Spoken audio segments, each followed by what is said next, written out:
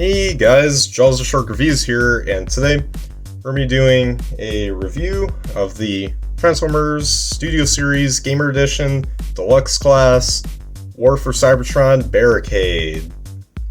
So, here he is in his car mode, and yeah, but before we take a look at the figure itself, let's take a look at the packaging real quick. So, here it is, and yeah, now I do know this figure is almost a year old. So yeah, I'm pretty late to reviewing this guy, and as of right now, I'm catching up on a lot of the figures that I've had for quite a bit now, but haven't gotten to reviewing. Yeah, but I actually got this guy around Christmas since I couldn't find him at any of my stores or anything, so, you know, I got him online, and here he is. So yeah, anyways, yeah, here's the War for Cybertron logo up there, Takara Tomy, and you get a cool looking render of Barricade from the game. Of course, you got Gamer Edition Barricade 02, Transformers on the side right here. You got all this right here, Deluxe Class, as previously stated. And yeah, there's all this right here on the side. And yeah, on the top here, get the War for Cybertron logo. On the bottom, all this right here. And finally on the back, video game inspired. Backdrop is named Dark Energon. You get renders of the figure right here. He is 15 steps to transform, and you get a little bio right here, and yeah, there's a little promotion for him having the backdrop. And you got all this right down here, and that is it for the packaging. So let's bring Barricade back into frame, and yeah, now I'll have to say this is probably the better of the two modes for this guy, because why I think so? Well, we'll see in the robot mode, but anyways, let's take a look up close here with alt mode. Yeah, I think this is a cool looking card. Now, to note, this is actually the first official figure that we've gotten from Hasbro of the War for Cybertron version of Barricade, and I think that's pretty cool, because we never got him around 2010, 2011, 2012. So, hey, at least now we got a figure. But yeah. There's this right here. I got the movie Decepticon logo, but it's not too bothersome. You got some nice details and paint right here for the headlights. And I do like the silver here you got for the windshield. In addition, you got some purple striping going on. And yeah, you get some more nice paint details right here in the back. And you get his thruster right here. It's like a big one. I think that looks pretty cool. So yeah, let's get some different angles right here. So there's the top, bottom, one side, other side, front, and back. So there's that there. Just a nice general view of how his car mode appears. So yeah, pretty nice. Unfortunately, he does got the clip-on wheels, which, you know, if you follow my channel for a while now, you guys probably all know that I'm not a huge fan of these things, because they look pretty much cheap and lazy. And yeah, I know it's like a $20-something deluxe figure, but still, it's we deserve better than just this. But it's not the end of the world. But yeah, so that's pretty much it for the car mode right here. Well, actually, no, there's a couple more things. We'll starting off. Here's his only accessory. That's his gun.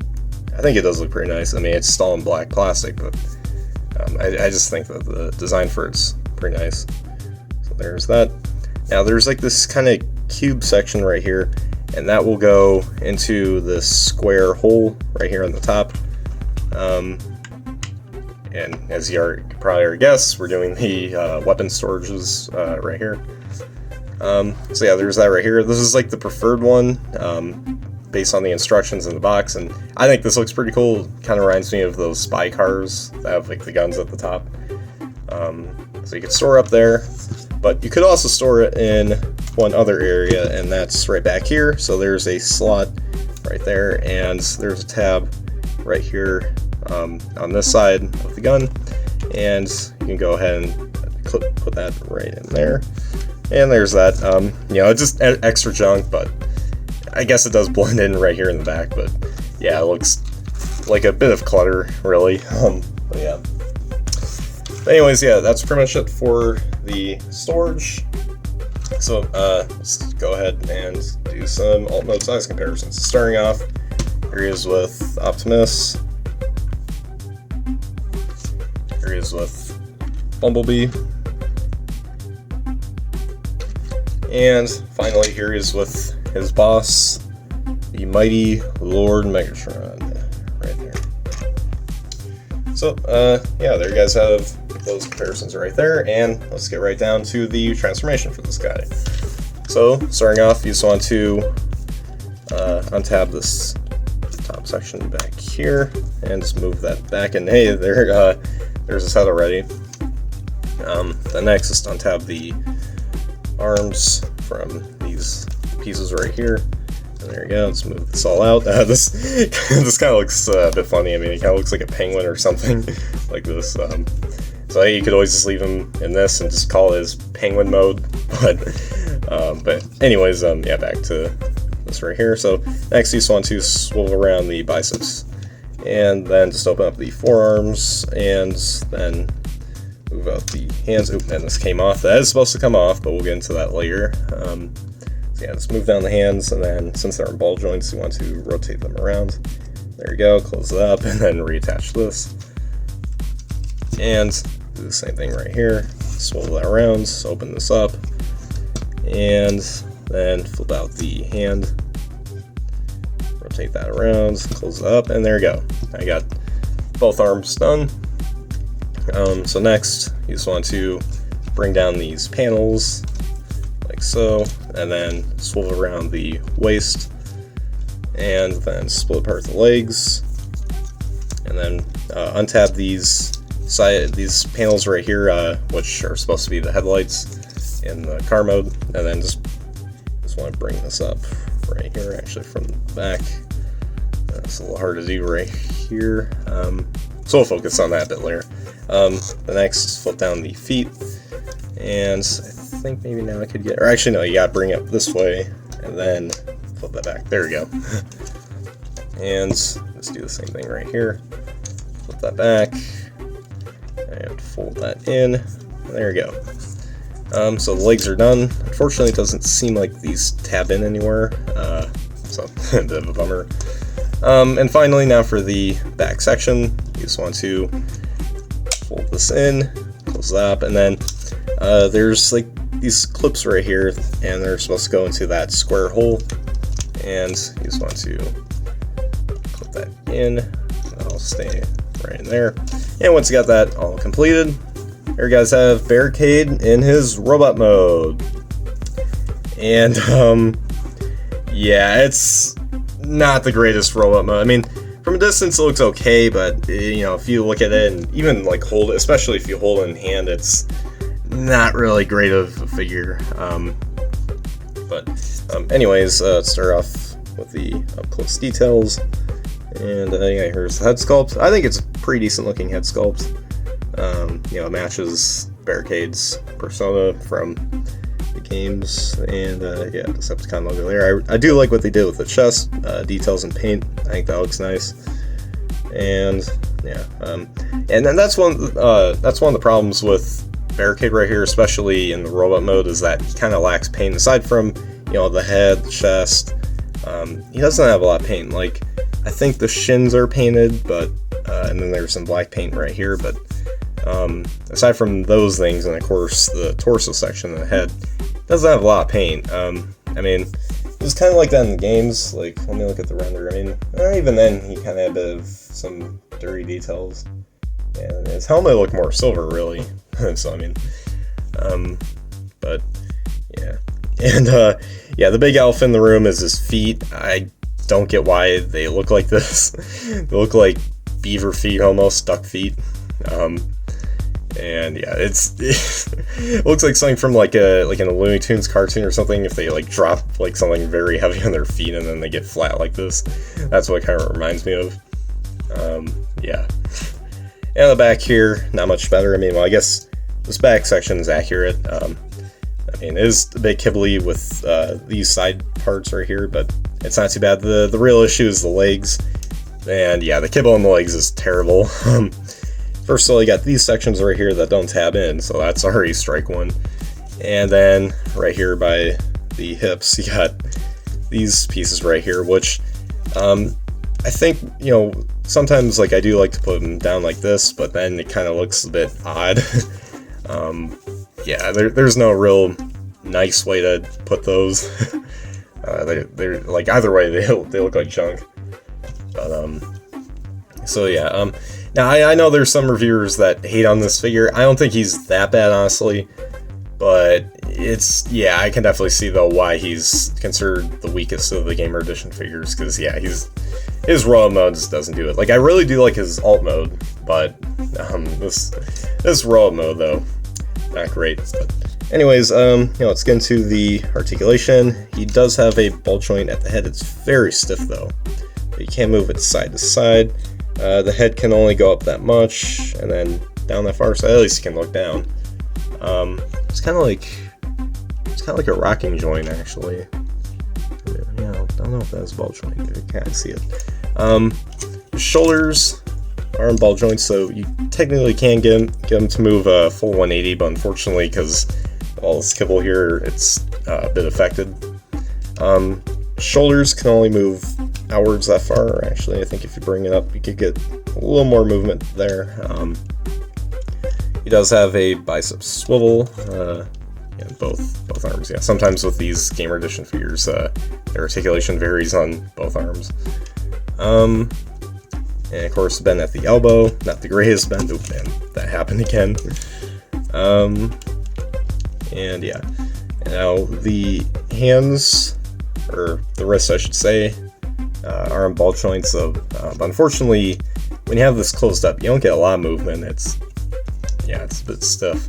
There's like a lot of stiff joints on this guy. Like, again, the head, the wrists, even the waist. I mean, the waist isn't that bad. It's kind of tight, but you know, it's kind of where it needs to be. But yeah, it does have a waist swivel. Legs can kick up this far, back that far, and then out that far. Like, literally only out that far. Even if you had these down, they'd still be only going this much. He does have a thigh swivel. The knees do bend, only that much though. And the feet can move back and forth, no ankle pivots or anything like that. So yeah, unfortunately, this guy has terrible articulation, which is a bummer because, you know, he's deluxe, he's over $20. Yeah, articulation-wise, it's kind of a disappointment. I mean, at least, you know, he's got some okay articulation, but, you know, for deluxe, especially these days, it's 2024. I mean, well, this figure is made in 2023, but still, nonetheless, he should have a bit more articulation than what he's got, because, I mean, you know, no ankle pivots or anything. I mean, I guess I could see why, considering how they're designed. I mean, these aren't great designed feet anyways, but so they could have done a bit better, I think. Just overall, I think they should have waited on this guy, at least took a bit more time, and, you know, see if there's ways that they can make it better. And yeah, like, I mean, if you look at him, he's not that bad, but if you start messing around with him, he's kind of dull, I guess, especially, again, where posability is concerned.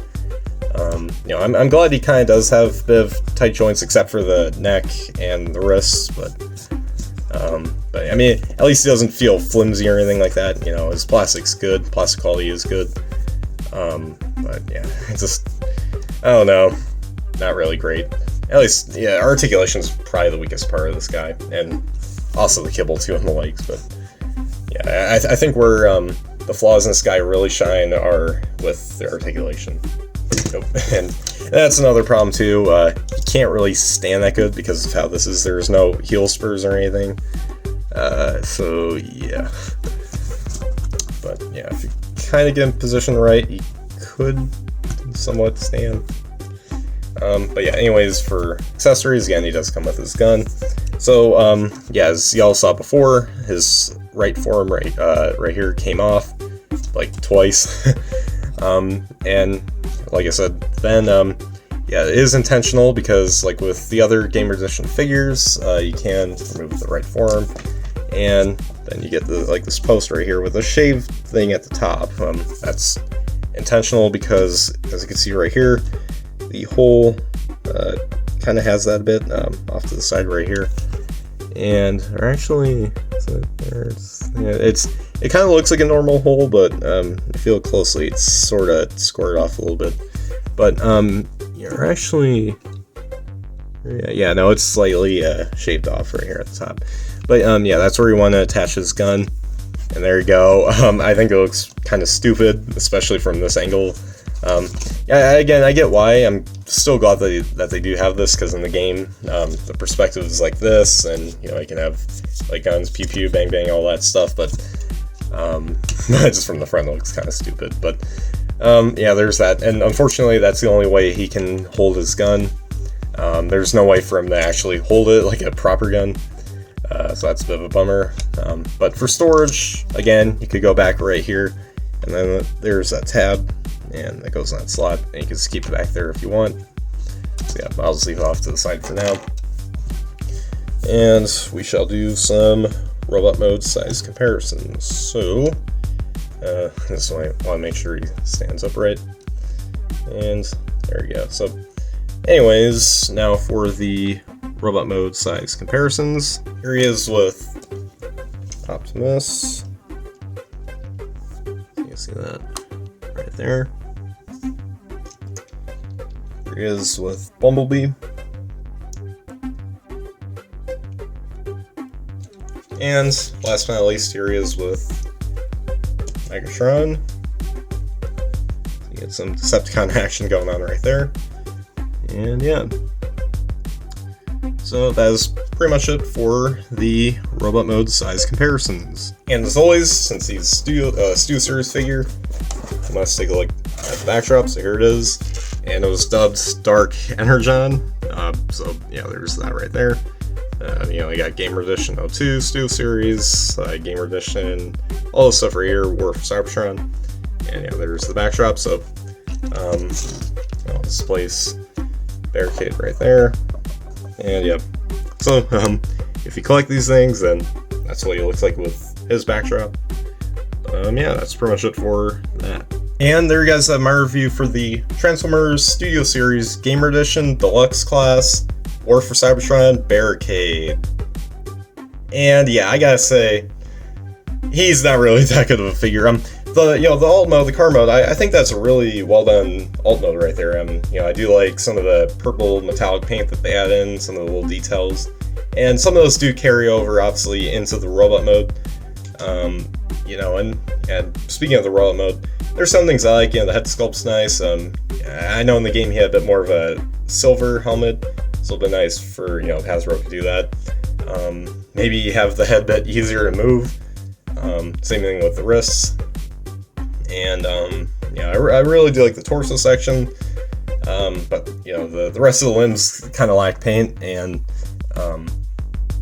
my main complaints with the robot mode, though, of course, are the articulation and the kibble on the legs. And yeah, they're not the greatest.